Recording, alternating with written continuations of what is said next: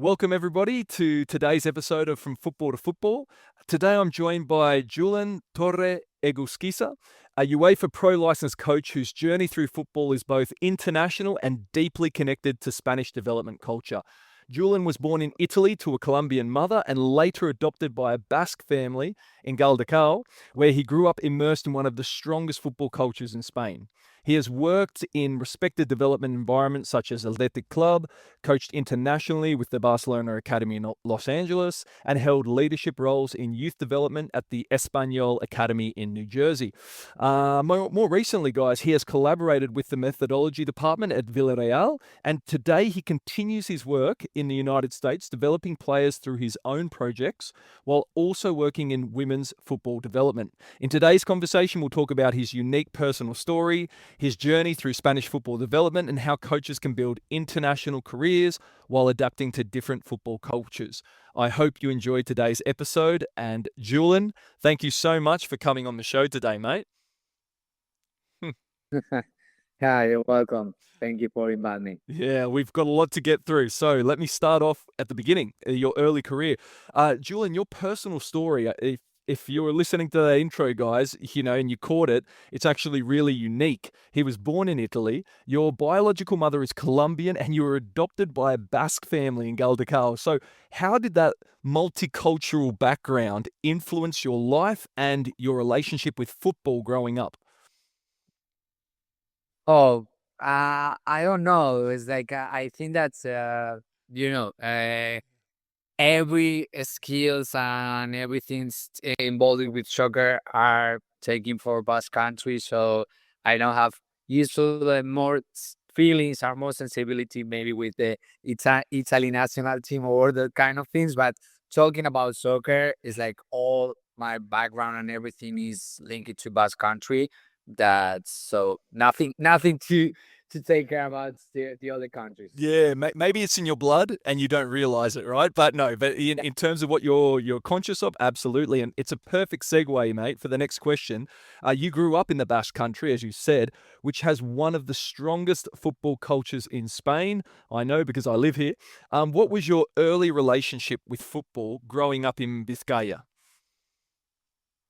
Oh, this is a good moment to say thank you to the FBF. That is like a football with Kaya. That is one of the big moments for my life, like biggest moment of my life, like being teachers for wonderful teachers. There's like that are all of them reference for me.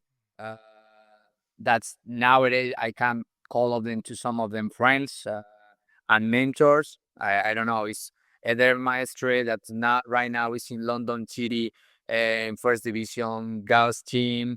Uh, he was before in Tenerife, Real Sociedad, in females football. Also, Lander Hernandez, that is, I never meet no one that's with us knowledge as him.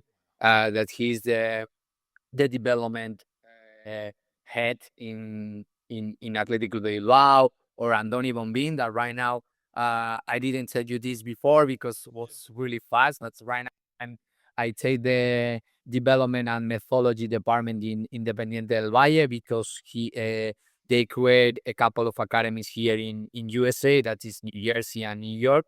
So I'm gonna be managing the methodology at the development program, and everything is because Andoni Bombin, that was the methodology director in Athletic Club.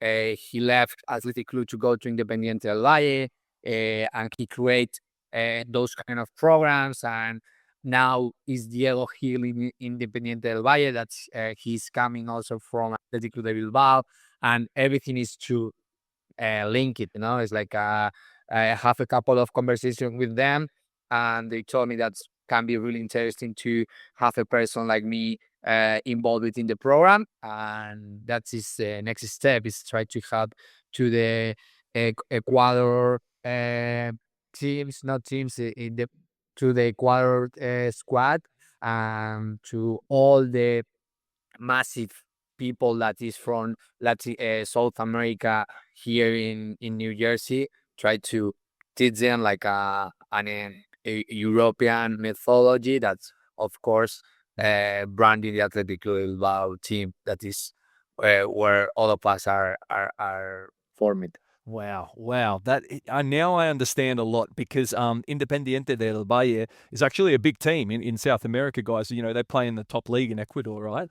And I saw that in your career, and I was like, how did you get that opportunity? But really, at the end of the day, football is connections, right? It's so important to make a good impression wherever you are, because you never know where that person will go. If that person, you know, maybe calls you one day and says, hey, do you want an opportunity with this club? And that's what's happened to you. So that's fantastic opportunity.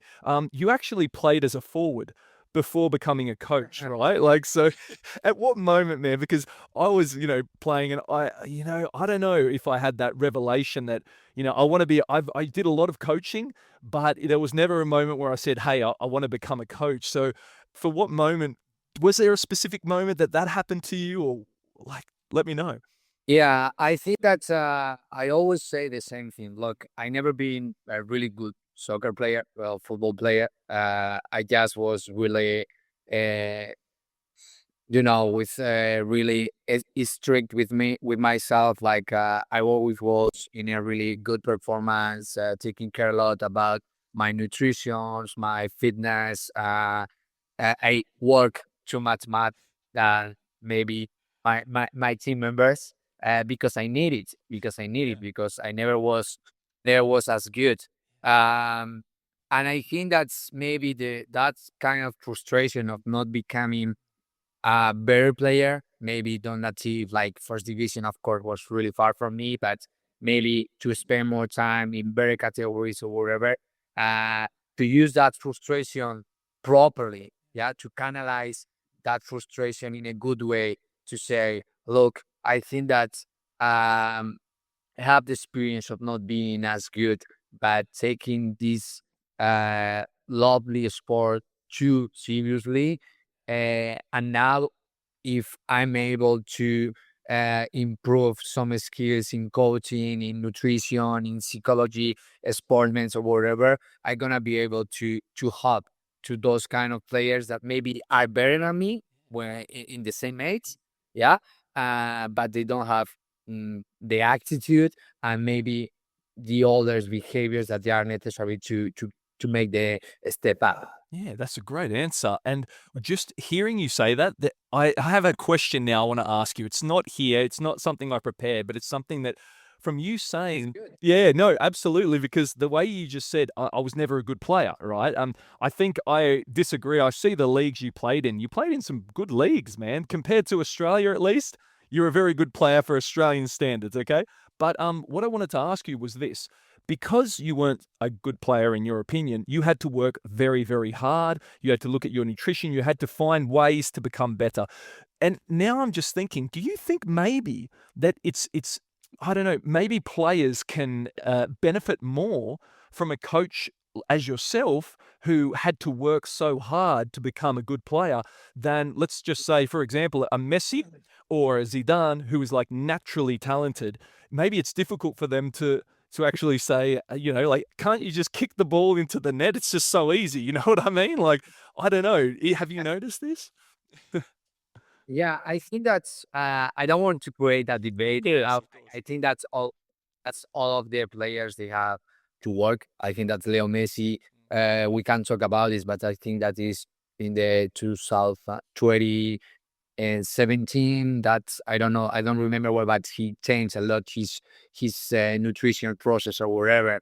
True. Remember an interview with a guy that's saying that he drank a lot coke and he loves the asados and those kind of things. And uh, after that, he have a season with too many injuries, and he understand that he need to switch that. So I think that's all of players. Right now nowadays they are taking care a lot about the nutrition of those kind of thing.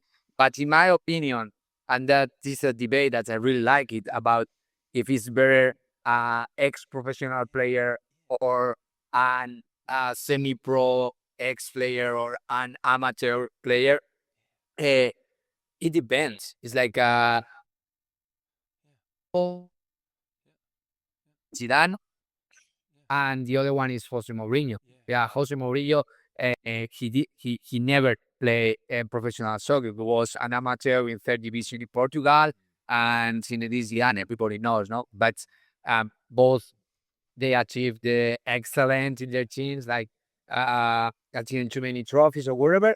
But the debate is, Zinedine Zidane is only managing. Tactically, is not enough good. And Jose Mourinho is a boss. Like a genius. Yeah. But I think that in the case of Zinedine Zidane, I think that they win one league or two, but the first league that they win, that year, I think that they win also the Champions League. It's like he developed a lot tactically. There is a picture with talking with Pep Guardiola and listening, and if you achieve the professional level, you're gonna find people around you that they are gonna teach you really well, and you already have everything, so it's gonna be in your hands. So, in my opinion, talking about me, I think that I use really well to transmit them. Hey guys, look, you have everything. Your parents are giving you everything. They are taking care about all the programs that they can give you. So it's in your hands also. And I always say this, and I believe that before coming to New Jersey or to USA, I was working as an assistant lawyer in an office. And now day by day was like 5 a.m. wake up, 6 a.m. in the gym. At 8 a.m. I go to the office working. At 4 p.m. I leave the office. I go managing a team, Sodupe. After that, I come back to Santuchu to coach the U19s. And after coaching them, I practice like a player. Wow. So, and telling this to the players, I always say, and I feel professional players. Like the problem, or a soccer or a football player, the problem is that I don't earn enough money to only do Exactly. this job. That's why I need to have multiple jobs. But I feel a soccer player, and that's why I make the effort to go into the gym at 6 a.m. And that's why I'm care a lot about my nutrition. That's I think that's there are the 90% or more than the 99 or 98% of the players I like me. Yeah. Or must be like me. 100%. No, like these 1% or 2%, they are gonna achieve professional, or they are enough talented to don't have to work as hard. But so I think that's, if you want to create a business, you need to go to those 90 or 98% of people.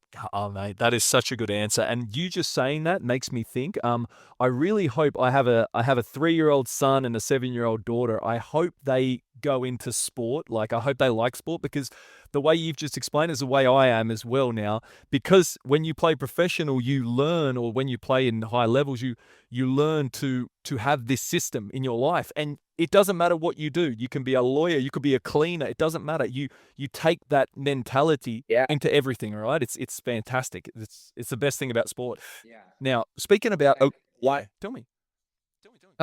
This is one of the things of the business that we are creating, that is the academy, is a mentorship. Because what I want to be is of course, I love the grass. I love to be in the field and those kind of tactical things. But to become a mentor of a player, it's the most wonderful thing that you can achieve in this job. Why? Because we are going to take care a lot about all the aspects of his life. And as you say, those skills that he or she are going to learn with the process are for them, for their life. This is not only about become professional or not. Oh, mate, I love this. Okay, we're going to jump around here. This was going to come later, but now that you've introduced it, I want to talk about it now. So can you explain to everyone what your business is at the moment? Because, guys, just so you know, Julen is working in a lot of things in US at the moment. One of those things is his own business. He's just mentioned a little bit of a preview that he actually deals with the mentorship, okay, also of players. So could you expand on this a little bit about your business there that you have? Yeah, it's just beginning. I just only a couple of months ago, and it's I'm having a busy moment, just married, and it's like living with my wife, trying to put everything g- properly in the new apartment or whatever. But the business is so clear in two different ways. It's like it's gonna be a development academy, as I told you, only for those three players, those three different players. That is first one, those kinds of players that are in rec or level, or not rec, but is in a travel teams that they're gonna achieve those uh, private academies and those academies they are in a higher level after those kind of players that they are already in those big and good academies in a good high competitive level, but they are not having the enough play time. And third, the captains and the number 10s and the superstars of those teams that they are doing well, but they need help if they're going to go to Europe Yeah. or first divisions teams. And after that, this is just the field. But after that, and I think that is the thing that is more sensibility for me and is greatly good is that is the mentorship that we are gonna be offering all what the player needs. It's like we are gonna be taking care about the nutrition and the strength programs. We are gonna be taking care about the tactical video analyze.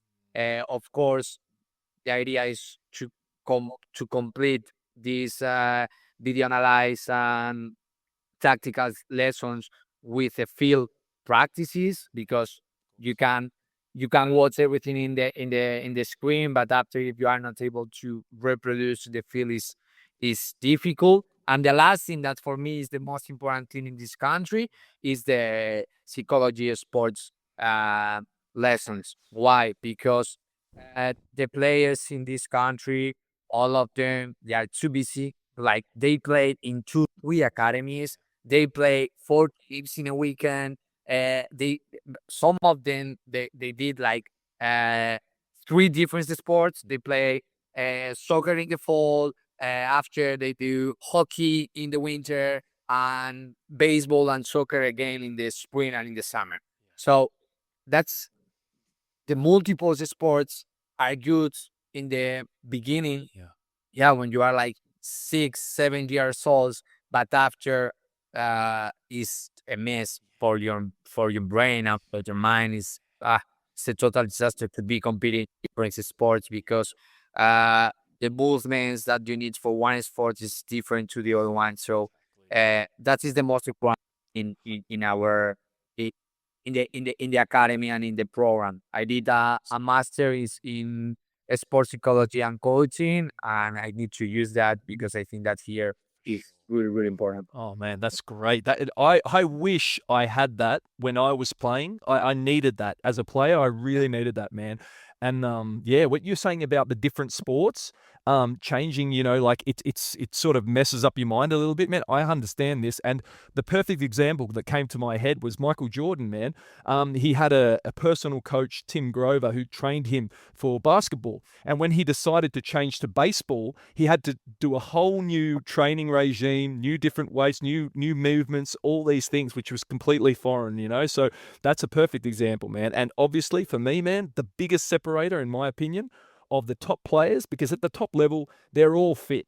They can all run. They've all got great technique. The separator's the mental side, man. It's the biggest separator. Totally. Like, Oh, yeah. as you say, Michael, I wish to have a mentor when I was a player, because my biggest problem as a player, as I told you, maybe I wasn't enough good technically and whatever, but the biggest problem was my mind. I always thought that I was better. I was, and in a good way, because there are a player who think that is better than he is in a bad way, that he is all the time, like uh, being proud about himself or whatever. And I was that kind of player, but in the opposite way. I was always putting stuff. Like, you can't do better. This is enough. This is not enough. Sorry, it's like you can't do better. And that's part of what's happening in the field. You are always complaining about yourself, and um, so 100%. that's terrible, because I always say when I stop playing soccer, I remember that I write a letter saying I never enjoy. Yeah. I never enjoyed playing soccer. I never enjoyed coaching. I never. It's like I'm suffering a lot. Like, oh, this is a problem, but it's inside your mind. And if I didn't work before, now I have that problem and I need to manage that. Oh, mate, Julen, that's mate. It sounds like you and me had parallel careers. You are literally describing my career, dude. Exactly how I feel about my career, dude. It's crazy. Okay, so Yeah, it's not only you and I. Oh, this 98% of the players. and that's why what you're doing for me is so important, man. Okay, you started. I'm going to go back now. Coach at clubs like Danok Bat, which is very well known around the Basque Country. It's a very prestigious club in the Basque Country. You also worked within the structure of Athletic Bilbao, which has one of the most unique philosophies in world football. Everybody knows about this. So I would love to ask you, firstly, what did you learn about working in those environments? And many people talk about here the Basque football identity. Like, how would you describe that philosophy, really? I'd love to know. That is a good debate for me, because first one is Danobat or Athletic Club are huge. It's like my first experience having a methodology of work was in Danobat. I remember that going, and it's like everyone's was having a structure. We play 1-4-4-2, but with a diamond in the middle. I meet a really good guy that is tonight, that he was the physical director. So I didn't spend too much time there, because I have, my life is always having different problems. But yeah, I remember that I spent only one season, because we have different expectation, and I tried to involve with me a friend, but after my friend want to become first coach or whatever, that was a bit mess. But I learned a lot about having a methodology, and I start working with the methodology. And Athletic Club Bilbao, I never coached like in the field. I was more involved, as I told you, in different programs of developing, but I never have the opportunity to be in the field. Uh, Also because I remember one conversation with Lander, as I told you, that is the head of the development program, and he told me, Joel, you need to decide, like, you want to continue playing soccer, you want to be a coach, because if you want to be in the pocket of those coaches that we can think on it, you need to decide. Why? Because of course, if you go inside and you're gonna be inside the squad of the coaches in Athletic Club Bilbao, is full-time work, or you need to have another work like a teacher or whatever, but you can continue playing. Uh, if of course, if you are not uh, a first division team player or whatever, or if you are already in the structure, that is different.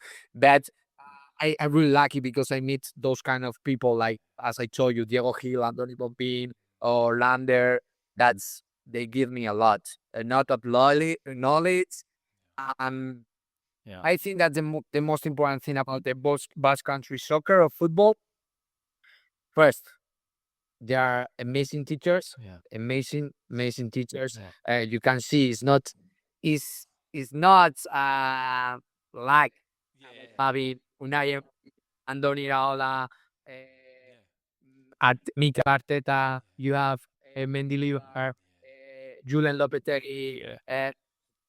No, it's incredible. It's not lucky. No, you're right. Yeah, so it's yes, I think the first one, the level of the teachers, and the second thing, that's all of them are like a family. It's like I think that's for being a small country, or when you meet someone from the Basque country, maybe in the beginning we are a bit, not me because I have Latin blood, so but what I mean is that usually they are like they respect a lot in the beginning, but if you are inside the bubble, inside the circle, uh they are gonna give you everything. And I can prove this because if I make a call and I call Chulander, I make a call to Weather or whatever, all of them are ready to help you. Yeah, man, it's so true. It's so true. I found this is absolutely true, guys. From my experience here in the Basque Country, I've lived for many years now. It's true that in the beginning it feels like a little bit cold, a little bit difficult to enter,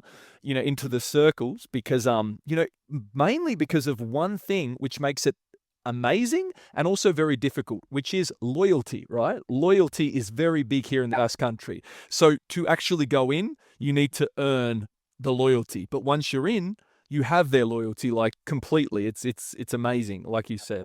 It's fantastic, man. Yeah, so I'm just going to skip ahead here to the US because you had this experience coaching in the US with the Barca Academy, right, in Los Angeles. So I'd love to know, what were your first impressions of football or development in the US?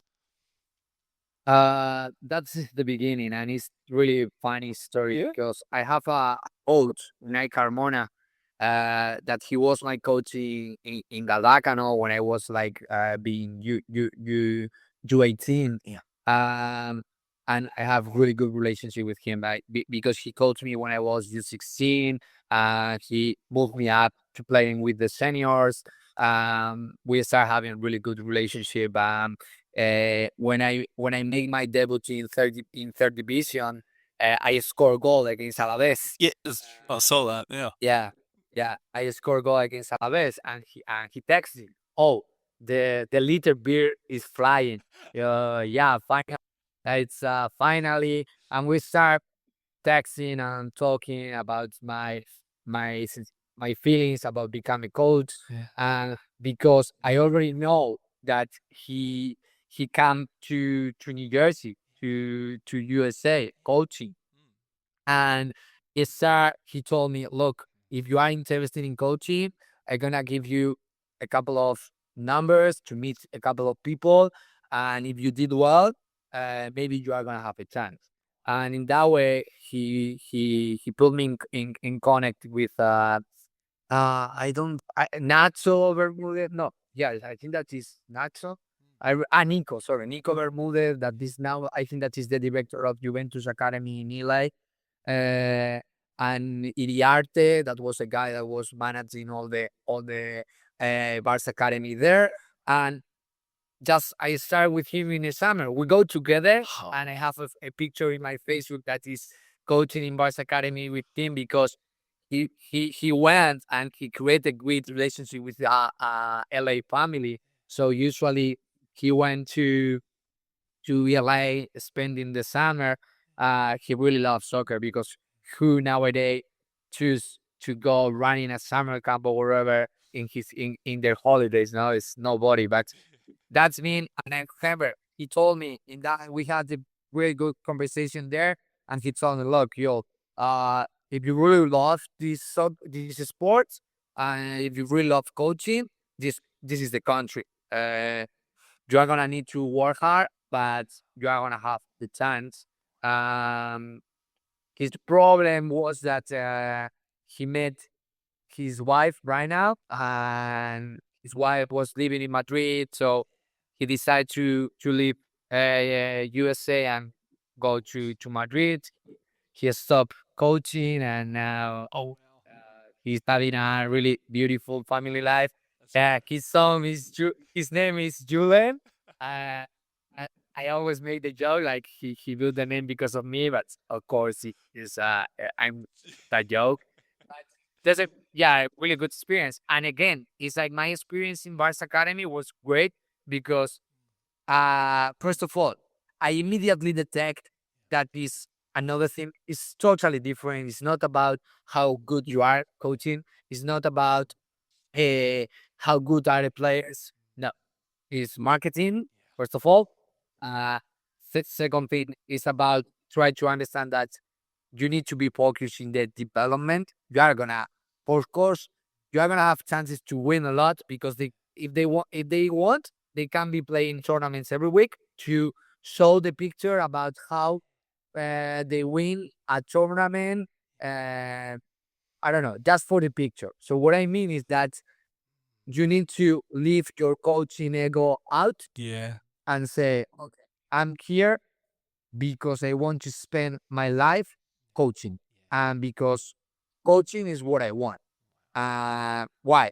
Because you become, I don't know, a Sherpa. You like, you need to bring everything, put everything in the car, uh, wake up really early in the morning to have all the field prepared because there are not restrooms, there are not pens. So this is a total different job, and you need to understand that it's not about tactics, and now it's not about how good you are at tactically managing top level players. No, it's about, look, you are gonna have total different level of players in the same team, so you need to start creating relationship with the families, showing them that you are gonna take care a lot about the player, and after that, what comes, it comes. It's good. No worries. And so and it's difficult. Now I'm talking this because that was my first experience 8 years ago. Wow. But you need to change totally your mentality. This is very interesting, Julian. You know why, man? I'm thinking back on my coaches I've had in my career, and a lot of them were very serious. Very like they did not speak, they did not communicate their decisions to you at all. They were, almost like some of them were like dictators. You know what I mean? And it feels like you're saying there in the US, you have to almost be like a very people person. You have to be communicating with these people, building trust, and is this important to when you're in the US? Is it a very Well, yeah this is how I am, yeah but it, there are like two different ways. Like, why? Because it depends in the academy that yeah you are coaching. of course Of course, the American people love how passionate we are, the Spanish coaches. Uh, but I think that you need to manage really well two things. First one, in this country, if you are like, I don't know, like punish down a lot, someone is screaming a lot, someone, immediately the American parents are gonna tell you, "We live." It's like you are not going to yelling. You are gonna be yelling my kid. yeah Uh, but in another way, as there are a lot of Latin people in the environment around us, like they love. It's like, no, yell, my kid, you have 100% authority, so yell it because you need to push down a lot. What? So okay, like so you need to detect. You need to detect. yeah It's like, okay, those parents are from Mexico, so they love how passionate you are. Those players are, I don't know, uh, the American American white blonde yeah of course family. So it's like you need to manage them, like being more polite, talking slowly. It's so difficult. It's like in Basque country, all of them are similar. That's right, right? And you can yell at everyone. It doesn't matter. No one's going to get offended. You yell at everyone, and they're oh, guys can't get the hell out. It's man, it's so funny. That's a great insight, Julian. Now, I wanted to ask you something there. Also, because you've been talking about working abroad, and obviously, for a coach working abroad like you, and in US now, communication becomes essential, as you're saying. How important has English been? For you in building an international coaching career? Because your English is great, man. Oh, wow. I think that I can improve Yeah. a lot. I was hearing your last podcast, and I think that the biggest problem of being here in New Jersey is the opposite. Like I don't remember the guy name. Who was In the US, David Ariano was there. And no no Awesome. the guy what he did the podcast with you last week. Oh, yes. Alejandro. He's in Singapore at the moment. Yeah. He's That's it. So yeah. I hear the podcast and hearing Alejandro, he say the truth, the clear, and the reality is that the difference between New Jersey and Singapore is that in Singapore you need to be talking English 100% of the time. 100%. And here I have people coming to tryouts that they never speak English. So it's crazy. It's like that's why I think that I can improve a lot my English because I don't usually use too much. My wife is from Spain. He's speaking Spanish. His family, her family is from Spain. Also, we speak in Spanish. I have the 70-60% of my clients are Latin people. So it's like that's why I think that I can improve a lot. The English is Alejandro said in the podcast that he loved English, the school or whatever.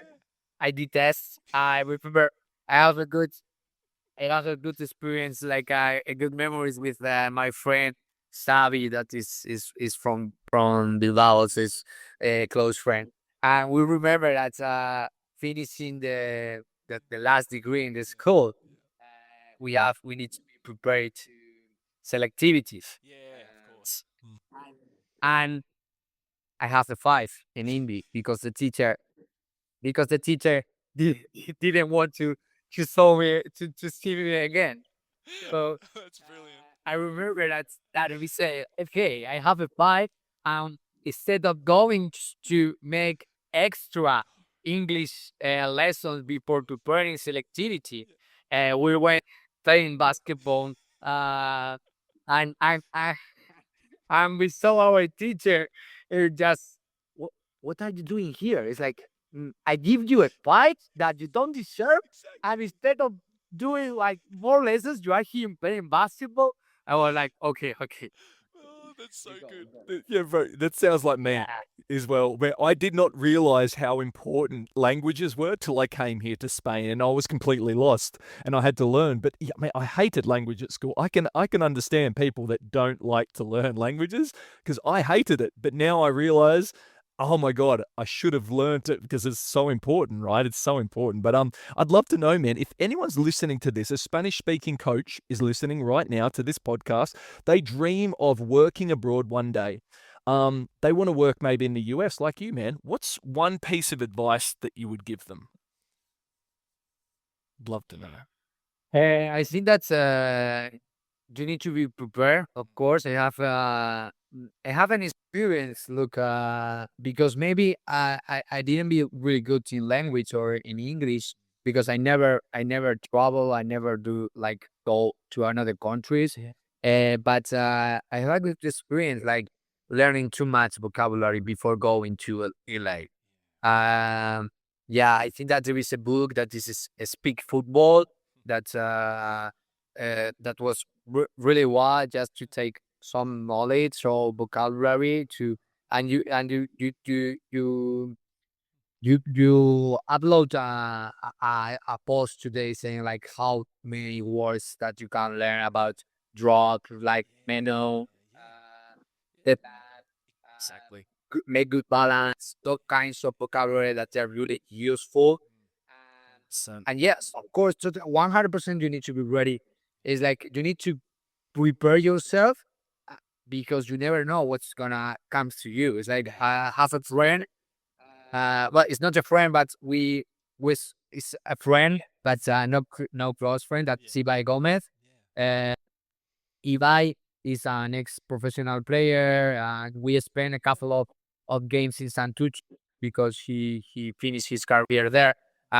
We text sometimes, and he's taking those kind of lessons now because I think that he wants to go to England, maybe to coaching because his last experience was in Andorra, and they are taking lessons. So you need to be ready because you never know. It's like, look, Pep Guardiola. Pep Guardiola spent 1 year living in New York, or 1 or 2 years living in New York, because he want to learn English. Exactly right. Julian, this is a good answer, man. Fantastic answer. Julian, I want to invite you again on this show another day if it's okay, man, because we're out of time today, but there's so many things I want to ask you about, man, because Espanyol, Villarreal, that he worked with these guys as well. Also, Independiente del Valle, we can talk a little bit more about that, but also Crush FC, which is now this women's team that, you have there in the United States. So all these amazing, awesome projects. So can you come back maybe for a part 2 another day? Would that be okay, Julian, for another day? Yeah, because so much. Oh, no, it's been fantastic, and I'm sure people are going to get a lot of great things out of this today. So, Julian, thank you so much for sharing your journey with us today. Your story shows how strong football education, curiosity, and the willingness to step outside your comfort zone, man, can open up doors internationally. Yeah, I'm sure many Spanish-speaking coaches listening will find inspiration in your path, from the Basque football system to working abroad in the USA. And then we wish you all the very best for your projects in the American football development. And I look forward to seeing where you are when we come back for the second time, man. This is going to be great. I'll see you very soon in the future. Julian, thanks. Michael, thank you for inviting us. Take care, mate. Bye, man.